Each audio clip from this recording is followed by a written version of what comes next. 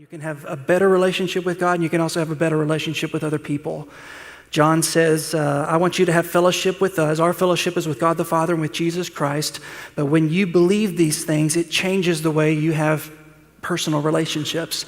The best illustration of this is in the area of marriage. One of the things that I'll do as a pastor is I'll do marriage counseling for people. It's usually not very good, so they leave after a couple of sessions. But most of the time when I'm doing marriage counseling, I can see very quickly where Christmas comes in. I think to myself, this is an incarnation issue. If they could just believe in the incarnation and let the incarnation of Jesus affect them, it would heal their relationships. I'll tell you what I mean. Usually when married people are fighting or just any relationship is having problems, it's because one of the two people is not willing to get outside of their world and enter into the other person's world. They're basically demanding, well, I was raised this way. I don't care how you were raised. You need to figure out how to think like I think. You need to do what I do. You need to do what I think's normal.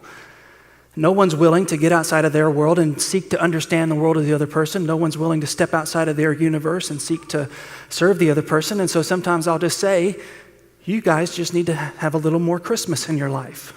No, I don't say that. That would be silly. I say, you guys need to, one of you two needs to take the way of Jesus here. It doesn't have to be both of you. It would be wonderful if both of you would do it, but one of you has to decide, I'm going to step outside of my world and I'm going to seek to understand the other person's world. And that's exactly what Jesus did. He stepped outside of heaven and he identified with us. He put on flesh. He felt our weaknesses. He felt our pain. And so the best relationships are the relationships in which you have the security because you know you're loved by God. You have the humility and the security to step outside of your proud ivory tower and seek to understand instead of demanding to be understood. Seek to communicate instead of demanding that they communicate in a way that you understand.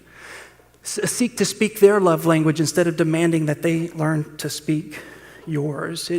Listen, if you'll just understand the incarnation, let it imprint on you in a powerful way, you'll become really awesome at relationships. You really will. If you're kind of on trouble right now, you're in the doghouse, just let the power of the incarnation affect you, and you will have a very Merry Christmas. It will be good. It will transform your relationships because that's the power when you finally come to understand that Christmas is real.